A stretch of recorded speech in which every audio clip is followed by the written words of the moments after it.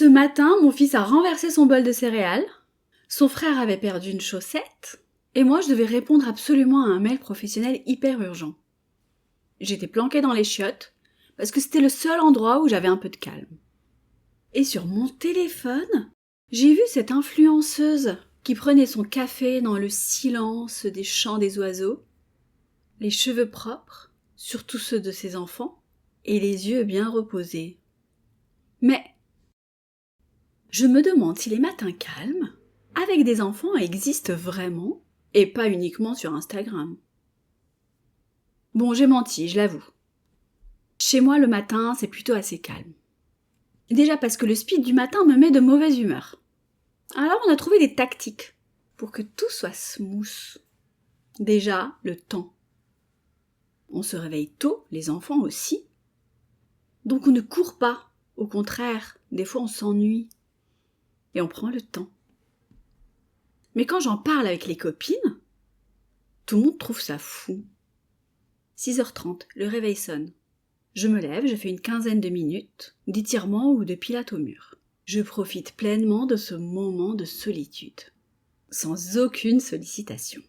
Puis douche et je réveille les enfants, 7h15. Chacun se lève à son rythme. On a 1 heure devant nous. Large. Alors je ne sais pas, c'est peut-être une exception. Je ne pense pas. Mais je me pose quand même la question. Est-ce que les matins calmes avec les enfants existent facilement ? Il y a toujours un écart entre l'idéal et le réel. Et plus cet écart est grand, plus le niveau de stress et d'insatisfaction est élevé. Ce n'est pas le chaos matinal qui épuise, c'est le sentiment que le chaos ne devrait pas exister à ce moment-là. Si on acceptait par exemple que le matin est structurellement chaotique avec les enfants, qu'aucune organisation n'est parfaite, le même matin serait vécu différemment. Pas avec moins de fatigue, mais avec moins de culpabilité. Et la culpabilité, on le sait, elle pèse lourd. Ce n'est pas le bol renversé qui gâche le matin, c'est le fait que ce n'était pas prévu, que ce n'aurait pas dû exister. Du coup, les parents qui arrivent à être présents dès le matin, dans le matin tel qu'il est, sans le comparer à ce qui devrait être, sont plus satisfaits, même dans des contextes objectivement chargés. La question du matin n'est peut-être pas une question d'organisation, c'est une question de regard. Ce regard sur l'esthétique du matin s'est installé sur les réseaux sociaux et je trouve ça plutôt fascinant à observer. Le café fumant, la lumière rasante, le carnet ouvert, les enfants qui mangent sagement, le tout dans une cuisine qui ressemble à une publicité pour une marque de céréales. J'avoue, j'aime bien voir ça sur les réseaux sociaux, pas chez moi. Même si c'est super culpabilisant. Mais moi, ça n'a pas d'effet sur moi. Cette image-là, elle vient d'un besoin de montrer que la parentalité peut être douce, que le chaos n'est pas une fatalité, que la sérénité est possible. Mais entre l'aspiration et la norme, il y a une glissade. Et progressivement, cette image du matin, calme, est devenue quelque chose qu'on est censé atteindre, un standard. Et si on ne l'atteint pas, c'est qu'on s'y prend mal. Ce que personne ne montre, évidemment, c'est ce qui s'est passé avant la photo. La négociation pour que les enfants s'assoient, la chaussette retrouvée in extremis, le café réchauffé 3 fois, et le filtre Instagram appliqué sur tout ça pour que ça ressemble à de la sérénité. On compare notre cuisine réelle à une cuisine imaginaire. Et après, on se demande ce qu'on a fait de mal. Ce que j'ai réalisé, c'est que mes meilleurs matins ne sont pas les matins les plus calmes. Ce sont les matins les plus présents, où il se passe vraiment des choses. Par exemple, il y a des matins où je suis physiquement là, mais mentalement ailleurs. Je pense par exemple à la journée qui commence, aux mails à envoyer, à ce que j'ai oublié de faire hier. Et ces matins-là, même quand tout se passe relativement bien, je les rate parce que je n'y suis pas, tout simplement. Et après, il y a des matins chaotiques où je suis là, dans le chaos, où je ris avec eux de la chaussette perdue, au lieu de m'énerver dessus. où je remarque que mon fils chante ou que le café froid a plutôt bon goût. Ces matins-là ne ressemblent pas à Instagram, ça c'est sûr. Mais ils me laissent quelque chose de plus doux. Une légèreté que je vais retrouver dans ma journée, un souvenir qui n'a rien d'extraordinaire mais qui reste là avec un petit sentiment plutôt positif. Les matins calmes, pour moi, les matins parfaits ne sont pas une question d'organisation ou de calme, ou de silence. Il est plutôt question de où je mets mon attention. Voilà le paradoxe qui m'amuse.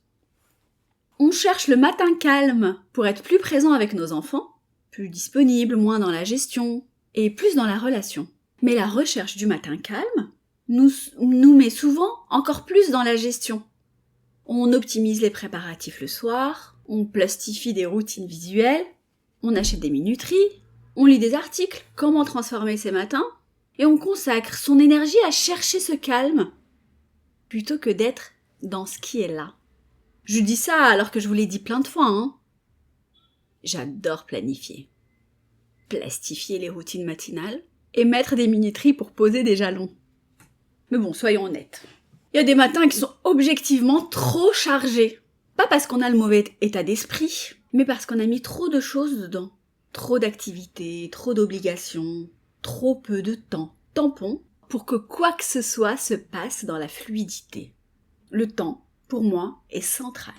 Et dans ces cas-là, l'organisation aide vraiment. Préparer les sacs le soir, décider les vêtements la veille, avoir un rituel qui réduit au maximum les décisions du matin. Tout ça peut faire une vraie différence. Pas pour atteindre le matin d'Instagram, mais juste pour que le matin soit moins épuisant.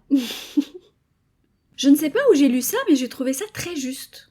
Préparer sa matinée la veille au soir est une manière de respecter son soi du futur.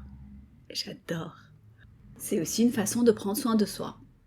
Bon, après, il y a des familles où le matin est structurellement difficile, pour des raisons qui dépassent l'état d'esprit. Un enfant avec des difficultés sensorielles, un trajet long, des horaires impossibles. Pour ces familles-là, dire c'est juste une question de regard ne suffit pas. Il y a un vrai travail d'organisation, parfois d'accompagnement, qui est nécessaire. Donc la nuance, c'est ça. L'organisation peut aider, mais elle ne peut pas tout. Et quand on a tout organisé et que le chaos est encore là, c'est peut-être que le problème ne vient pas de la gestion du matin. C'est dans ce qu'on attend de ce matin.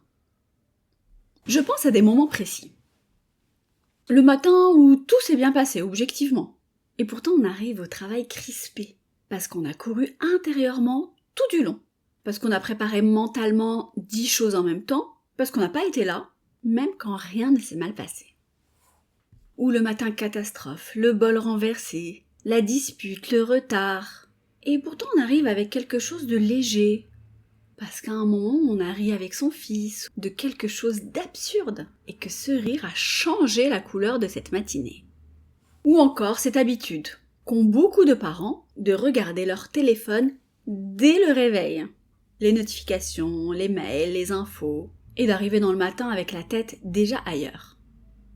Déjà dans la journée, qui n'a pas encore commencé. Et à se demander ensuite, pourquoi on n'était pas là ? Et puis je pense à un moment précis, il y a quelques semaines. On était en retard. Mon fils avait ses céréales qui débordaient de son bol, et il m'a regardé et il m'a dit, très sérieusement, « Maman, tu sais que les pingouins ont des genoux ?» J'ai arrêté de faire ce que je faisais. Et on a parlé des genoux des pingouins pendant une dizaine de minutes. Je ne savais pas que les pingouins avaient des genoux. On était toujours en retard, mais c'était super sympa. Bon, au final, on se plaint des enfants, mais en vrai, c'est le niveau du stress parental dont on devrait se plaindre. On peut dire que quand les parents veulent tout contrôler, et que les choses ne se passent pas comme ils le voudraient, comme d'habitude, je dirais, leur niveau de stress augmente. Alors que ceux qui ont des attentes plus flexibles le sont moins, vu qu'ils n'attendent rien. Ils ont moins de frustration en ces moments-là. En fait, le matin ne nous épuise pas. C'est l'écart entre le matin qu'on voulait et celui qu'on vit qui nous fatigue. Des chercheurs qui travaillent sur les routines familiales montrent aussi que les familles les plus satisfaites de leur matin ne sont pas celles dont les matins sont les plus organisés. ce sont celles qui ont intégré la possibilité d'événements